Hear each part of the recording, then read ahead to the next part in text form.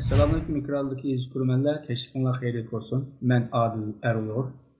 Uyghur Tadqiqat İnstitutu namıdan hemenlarga samimi ve kızgın salam yollaylar. Her hafta institutumuz müdürü Şundaq Hacettepe Üniversitesi Edebiyat Fakültesi Tarih Bilimi Okutuvchisi Doçent Doktor Erkin Ekrem Muallimle ötküzüp kelayotgan Xalqaro vaziyat ve kun tartibi namlı programımızınki yeni bölümünü huzurunuzga taqdim qilmoqchimiz. Erkin Muallim, hoş geldiniz. Hoş bulduk, rahmet. Yaqinqi yillarda Xitoy hukumati o'rtaq kunlik chaqiriqi, bayliqlarni taqsimlash va yer islohoti qatorliq cho'ng siyosatlarni to'xtamay tashviqotidi. Bular shaxsiy iyilik qilishlar, cho'ng boylar va boshqa yuqori tabaqadagilar kirmiklar nishon qilib qolmay, tuvan kirimliklar to'pig'i tava dehqon ishchilarni o'z ichiga olgan bir siyosat ekanligi bildirilmoqda. Xitoy hukumatining bu siyosatini yo'l qo'ygandan keyin bu Xi Jinping'in ortak günlük çağrılarını ilan kılgandan keyin bazı analizler bu Xi Jinping'in bu çağrılarının yani Xitoy Komünist Partisi'nin bu çağrılarının Bednet inqilabının qayta yüz veriş ihtimali var mı yok degan mulohaza ustida bazı analizlar ilib bormoqda. Bu vaqtda xabarlar tarqalmoqda. Bu ortak günlük çağrılarga xitoban bazı cho'ng shirkatlar, masalan Alibaba'ga o'xshash, ondan Tumshunga o'xshash bazı shirkatlar nurg'un pullarni, masalan 100 milyar Xitoy puli iyon qilganligi haqida xabarlar tarqaldi. Biz bugungi programmamizda haqiqatan bu Xitoy analizlari degandek Xitoy Komünist Partisi yoki Xi Jinping qaytadan bir madaniyat inqilobi qo'zg'ash ehtimoli bormi yo'qmi?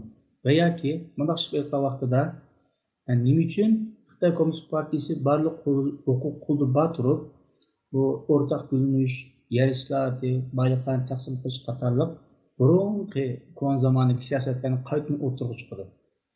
Va yoki bu agar haqiqatan bir burungidek bo'lmasimi, madaniyat inqilobi yuz bersa Uyg'urlar qanday ta'sir ko'rsatdi, xalqaro ta'sirlari qanday bo'ldi degan savollarga javob berish peşimiz.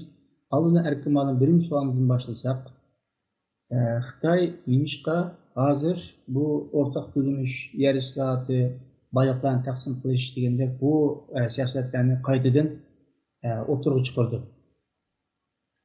Esas bir maksat yani Komünist Parti'nin gücünü, tesir gücünü tekrar güçlendiriş.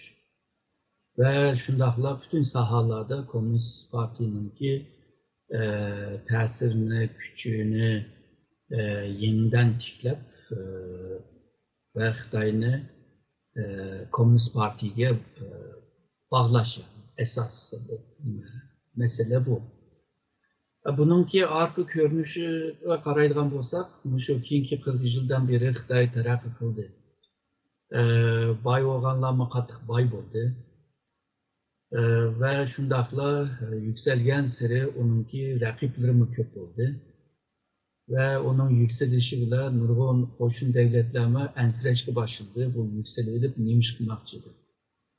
Xitoyninki degan gaplarima misolga tushuntirgan, biz boy bo'lsak, biz cho'ng davlat bo'lsak, manda qilamiz, anda tang baravar bo'lamiz, manda do'stona bo'lamiz degan gaplarma yağan bo'g'ashqa jiq davlatlarni ishini ketamayapti.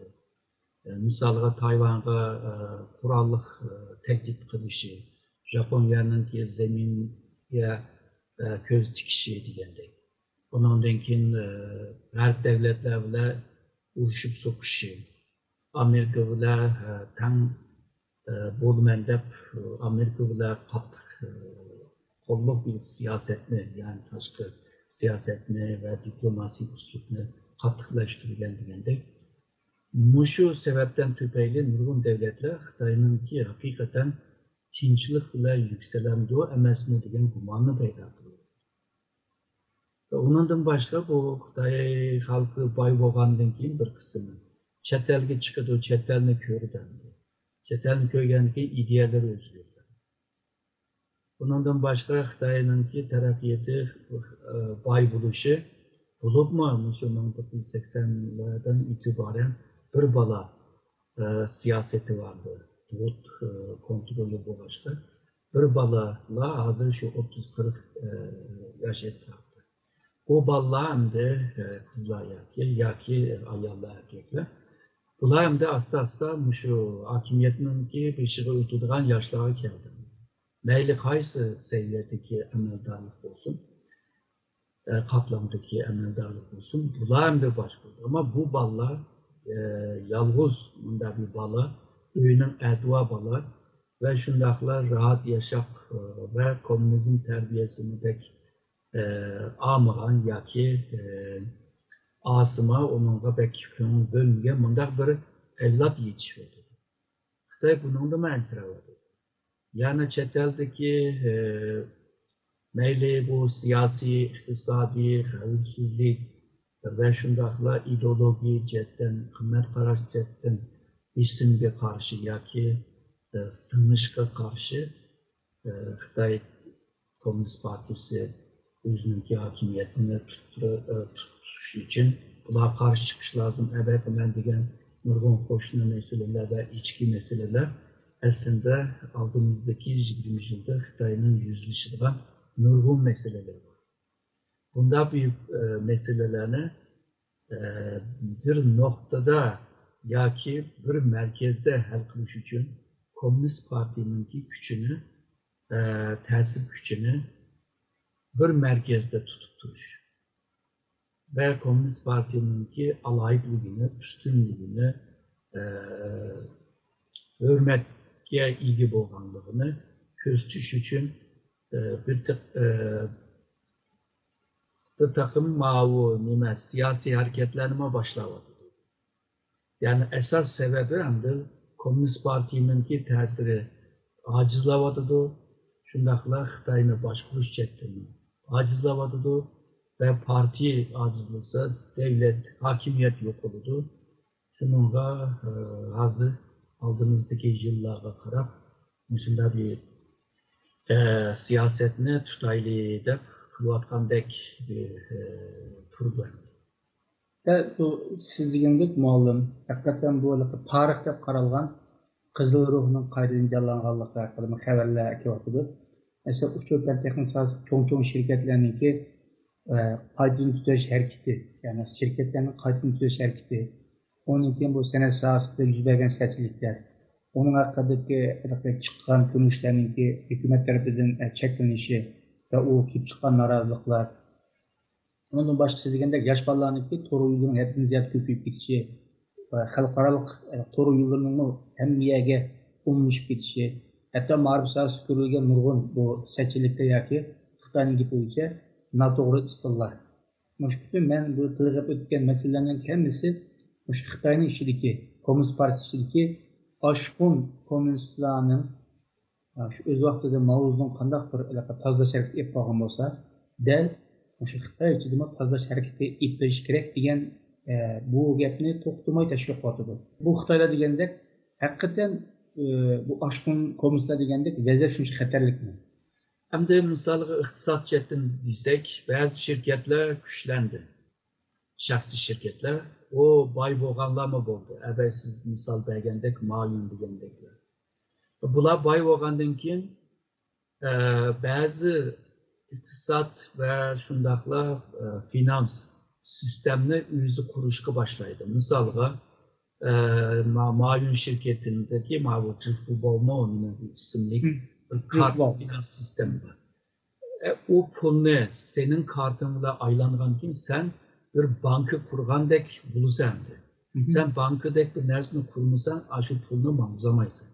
Şununla sen devletinki bankasıyla, yani Komünist Parti'ninki başlayotgan Xitayning banka sistemi bilan bir ziddiyetlik mesele yaratıvarsın. Undaqda seni bir taraf qılmasak bolmaydı.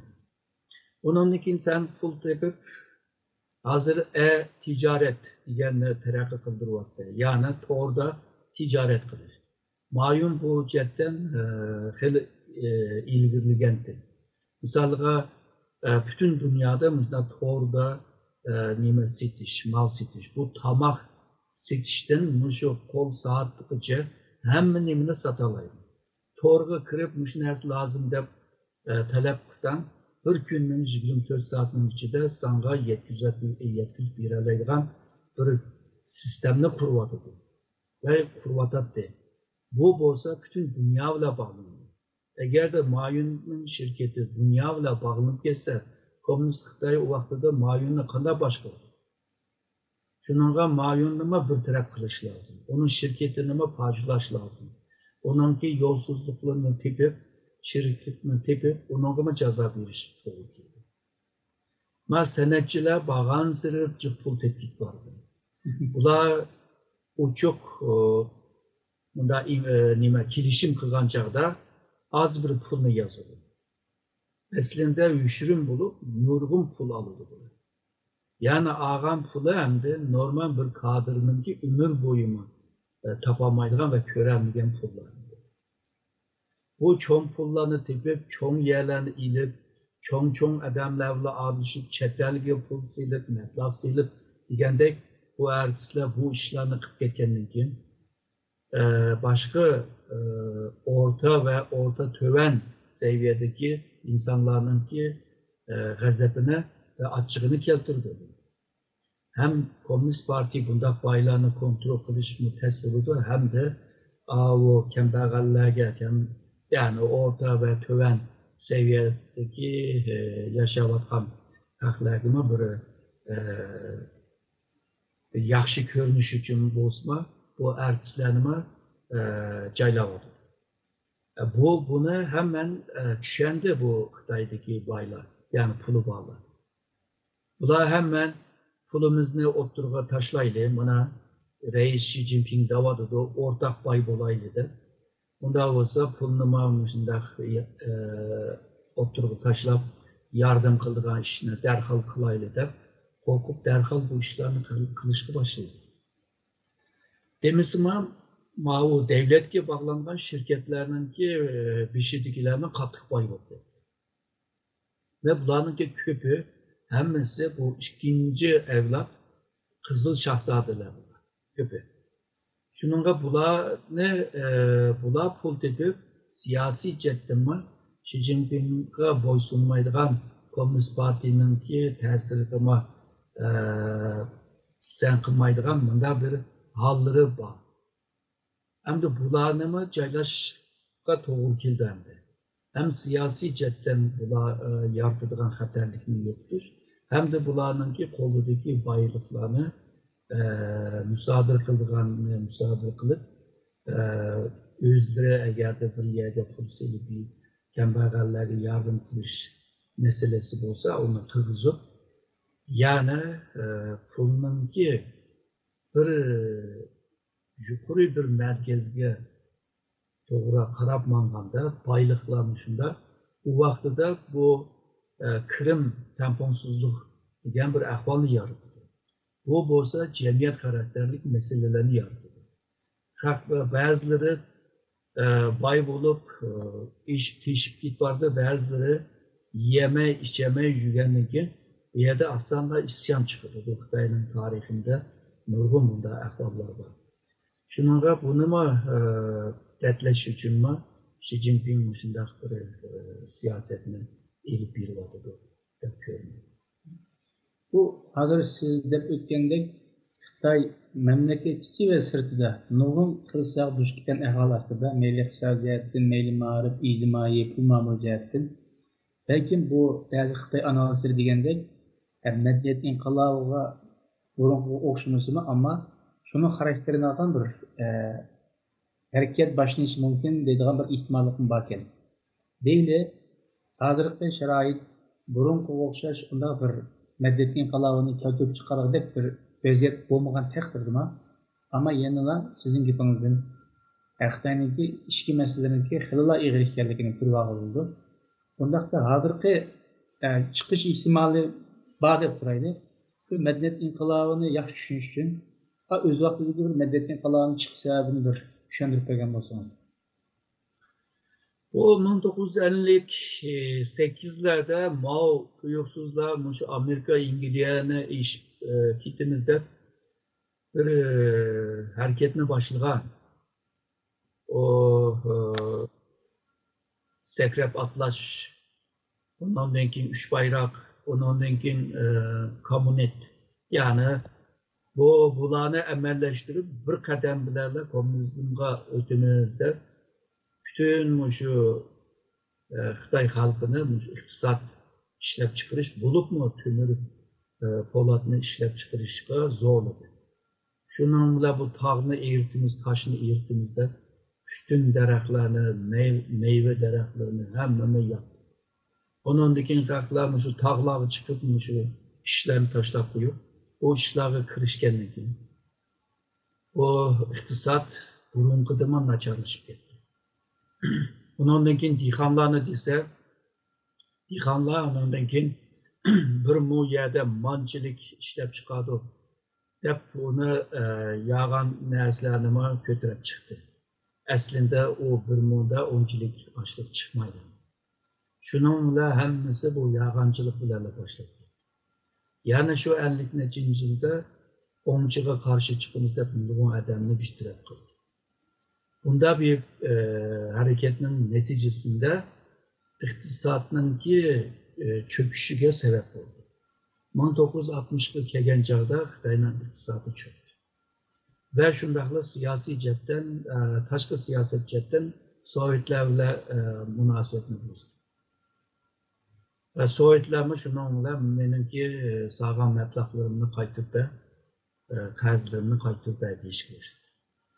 Xitay işçiden, teşiden şu bisimga uçrap ketkenlik bir açıkçılık bir devir başladı. Hazır Komünist Partisi bunu tabiattan kelgen bir afet deb ko'rsatadi. Aslında Mao'nun qilgan xato siyosatining bir neticesi. Şunun bilan Mao'ni tanqid qilganlar chiqdi. Liu Shaoqilardek misolga shu dehqonlar bundaq emasga nihoyatda kambag'alchilikda yashab o'tibdi.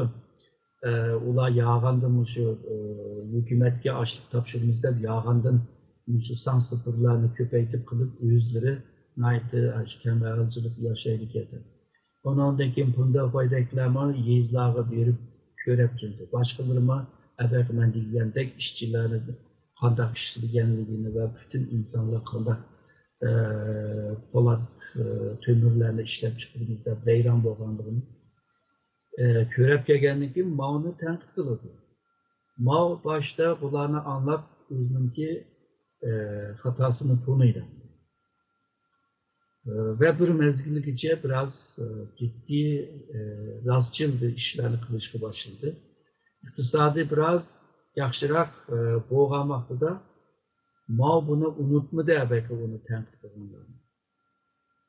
Ve bunda tenkit kısa ertesi minimi koğlap düşürüydü deyip şununla bir hareketini yanı başlattı.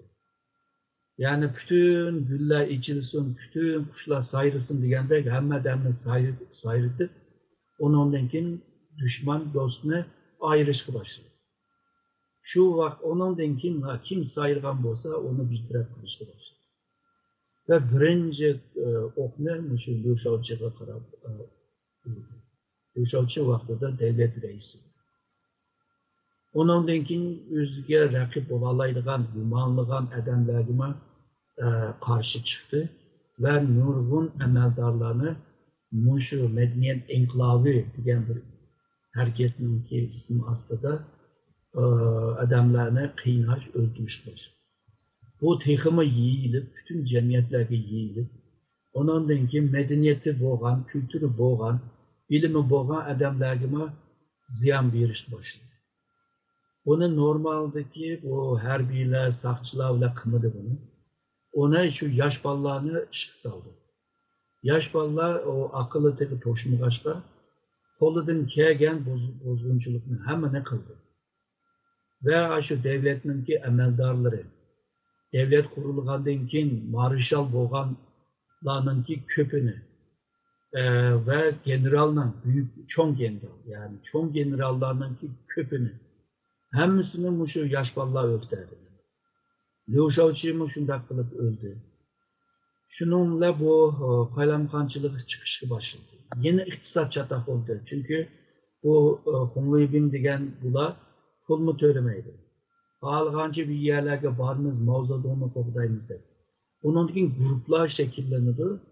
Biz mavzudonni yaxshi qo'raymiz deb, qo'g'daymiz deb. Yani birisi biz qo'g'daymiz deb bu gruplar bir-birisi bilan uruşib so'qishgan. Buni hal qilish uchun bundan keyin bu ishchi tashviqotchi guruhini tashkillab bu yosh bolalarga tarbiya berishga boshladi maktabda. Ularning kuchi yetmadi ishchilarga. Bu bolalarni, yosh bolalarni bitirib qo'yishdi. Shuning bilan harbiylarni soldi. Harbiy tashviqot guruhini soldi.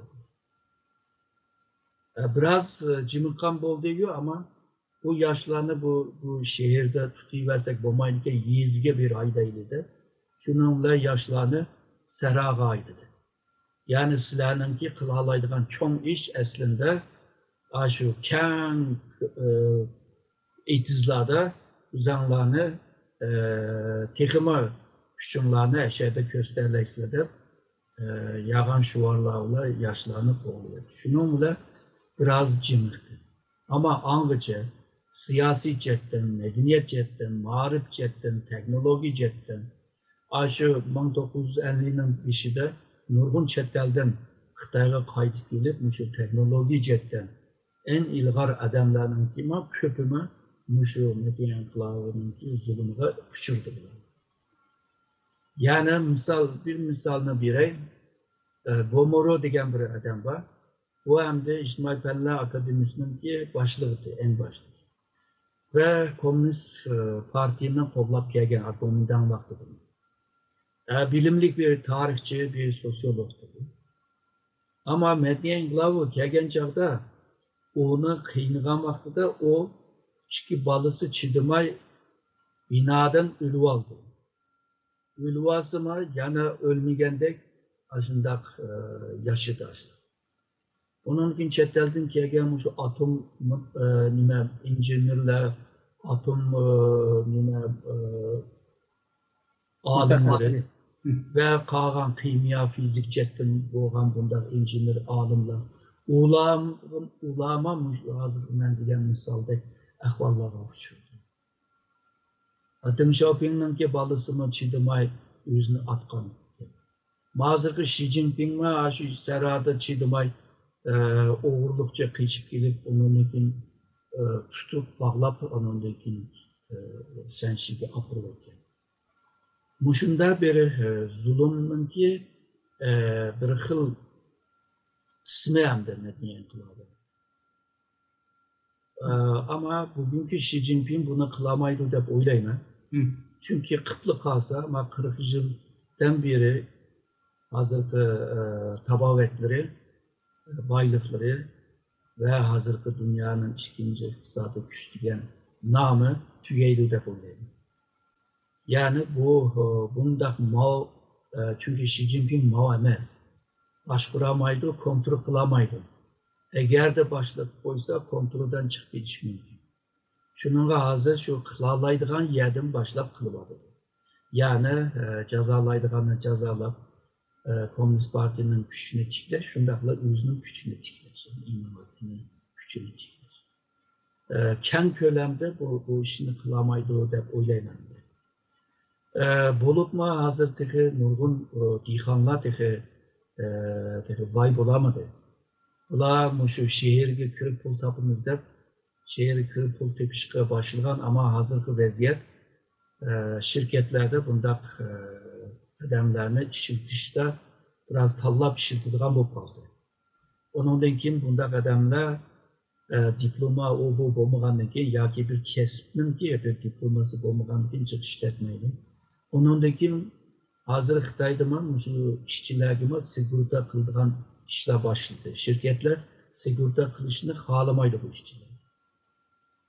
Ve iqtisod taraqqiyot burunqidek %12 bilan uçup taraqqiy qilmaydi hozir. %6 etrafda taraqqiy qilishga nurg'un shirkatlar va fabrikalarni burunqidek ko'plab ishlayamaydi. Xitoy bo'libmi o'xshash narsani necha o'lkada ishlamasin deb uni radlaymiz deb iqtisod ishlab chiqarishni markazdan boshqaryapti. Shuning bilan dehqon ishchilar, shu Xitoyda shuna ism qo'yibdi bu. Dehqon ishchilar aslında ishsizlik işsizlikке karab mengudi. O işsizlik, bu şehirning ichida o bugün ish tepib işsiz qilib bunday yaşam şehirninki muqimligini buzib qo'ygan. Shuning bularni yezga aydash lazım. Ama yezimi burunqidek yeza emas hozir. Taraqqiy qilgan yerlar bor, taraqqiy qilmagan yerlar bor, taraqqiy qilmagan yerga zaten berishni hojat yo'q. Taraqqiy qilgan yerga boray desa, o topraklarıma özünün emas.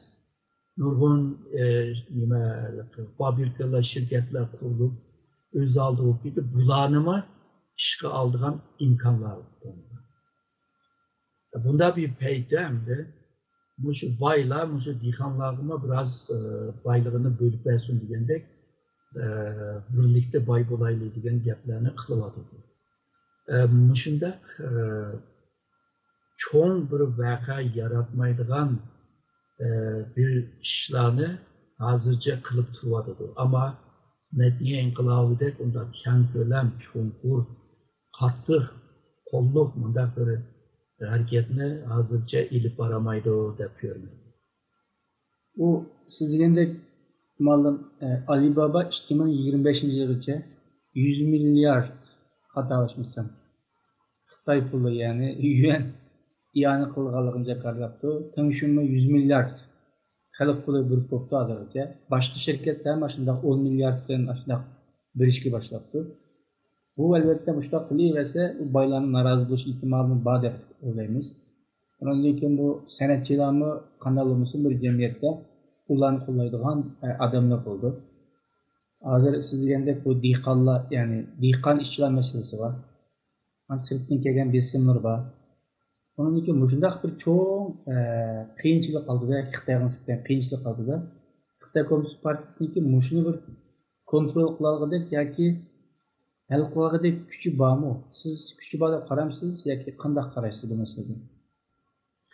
Hem de bu Komünist Partisi'ni bilimiz bütün devletninki küçüge iyi. O yalnız bir parti emez. Bu xil partine parti devlet deydi. Devlet parti, parti devlet deydi. Yani harbiy kuchi, saqchi kuchi, iqtisod kuchi, hamma nima, yani sanalaydigan bütün kuchlar hammasi buning qo'lida.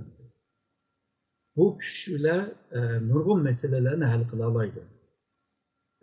Hem de kılalaydı dep görünür.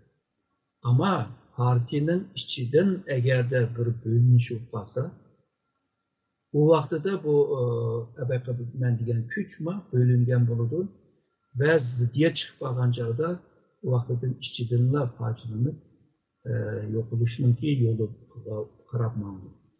Çünkü her kanunda müstebit hakimiyeti güçlengen seri güçlü bir merkezge yığıldı. Bu güç merkezge yığılgan seri tihimi asan yıkıldı. Bu 19. asırın ahırlarda İngilizce'ninki siyasiyon hem tarihçi olan Lord Acton'un sözündi. Hakimiyet bir ufrak tüyledi dedi.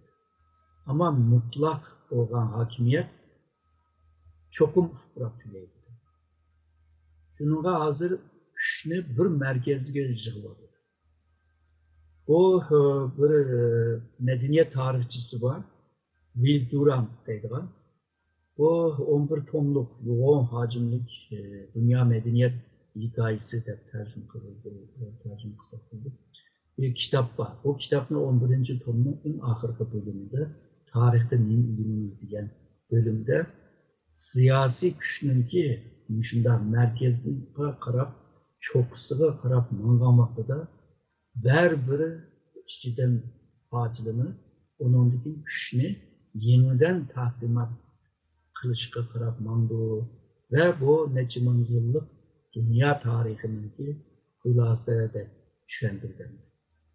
Şunun okşaş, Xitay eğer de şu mutlaklıkını tiximi şu çoksıga apırmen deydiğen olsa, bunda bir hatarlık var. Xitay tarihinde yana bir mesele var. Bu olsa dihqonlarninki memnuniyetsizligi. Dihqonlarninki memnuniyet bo'lmagan vaqtida yani hakimiyetga qarshi yani can kessin endi. O'lyapmiz baribir. deydigan noktaga kelib qolsa, buni harbiy kuchi bilan, saqchi kuchi bilan bostira oladi ama Xitoy andan keyin hozirgi muqimlikni qo'llayolmagandek, abaqa degan iqtisod taraqqiyotlarning muhitlari hammasi buzildi. Ve Xitoy yanıla acizlaşıp qarab mandi. Yani bir mesele var. Xitoy tarihi boyunca, Xitoy özünün tarihini qancha ming yil desa desin, tarihi boyunca en çoğ ve hal qilamagan bir mesele bo'lsa, o bo'lsa çiriklik, yolsuzluk. Bu tarihinin en başta mı batı, hazır mı? Bu ben dedim nurgun emeldarlarını şirket sahiplerinin, fabrika sahiplerine bunlar kızıl şahsiyede dedim bu.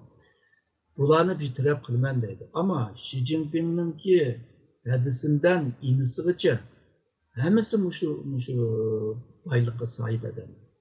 Wen Jiabao'nun ki ve Hu Jintao'nun ki oğlu Wen Jiabao'nun ayalı nereden karsa hemmisinin bir baylığı var.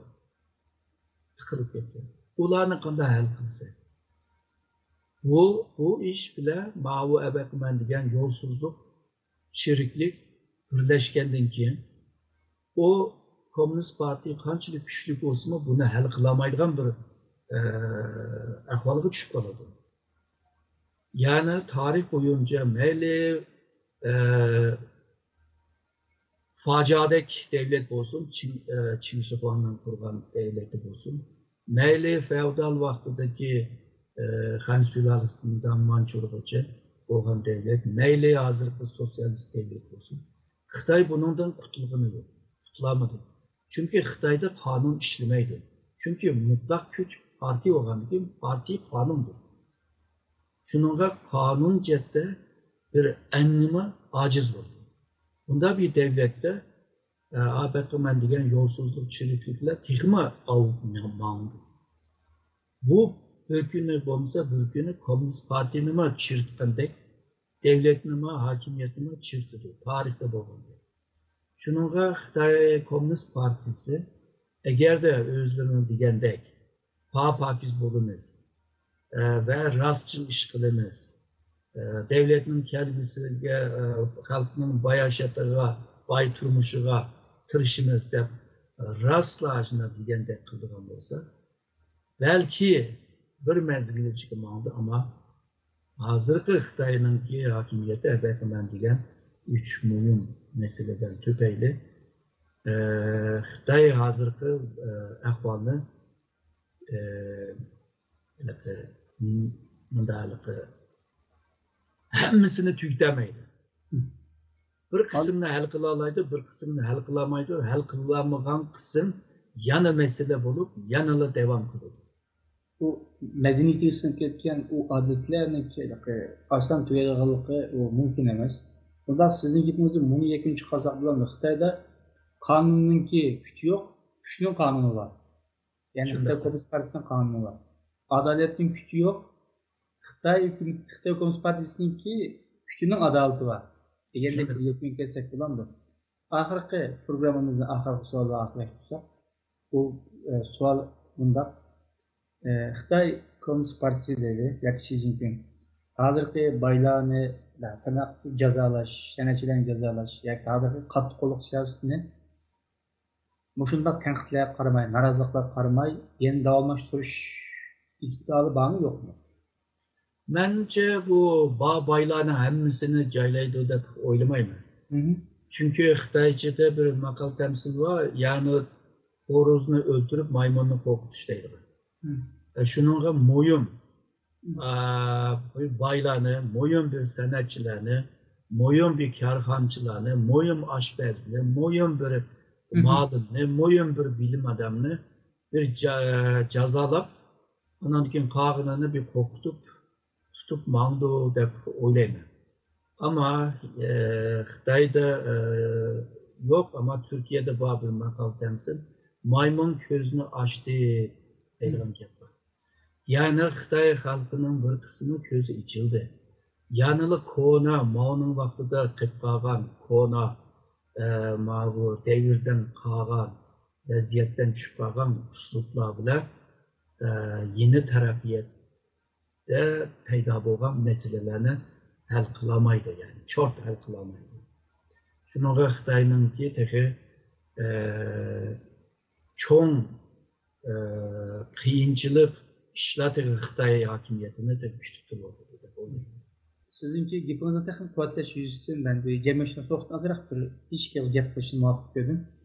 Siz bu Xitay'daki bu yaş ballarınki çoğuna yani çoğun Xitaylardan taraf olaydıqalıqını, ularının bir dünya göz karışınınki yani ideyisininki tamamen bu dünyadaki başka devletteki yaş ballar bilen çok farklanmaydıqalıqını dediğimiz. Okşaşta bu Türkiye'de mi hemimiz bu Z kuşağı yani Z evlat degen bir ibare modu bu atıdı.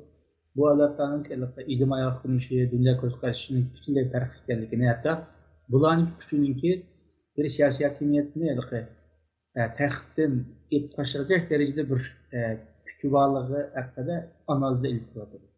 Şuna bu Xitay'daki o yaşlarınki küçüğünüme Xitay Komünist Partisi'nden bir tehdit de qarısaq hatalaşmağan bulunuz. Şundaq ideya cəhətdən bir tehdit bolalaydı. Görməlilə biz bugünkü programımızda müşahidə axırlaşdığımız biz bugünkü programımızda Xitayda her saat yüz duratqan məsələlərə nisbətən Xitay Komünist Partisininki üzününki hakimiyyəti müstəkamləşmiş üçün Mao'nun devrideki oxşaş bir medeniyet inqilabı qozğaş ihtimali bağımlı yok mu degan məsələni söyleyen analiz etdik. Erkim Hanım, sizге köp rahmet. Mən rəhmət edim.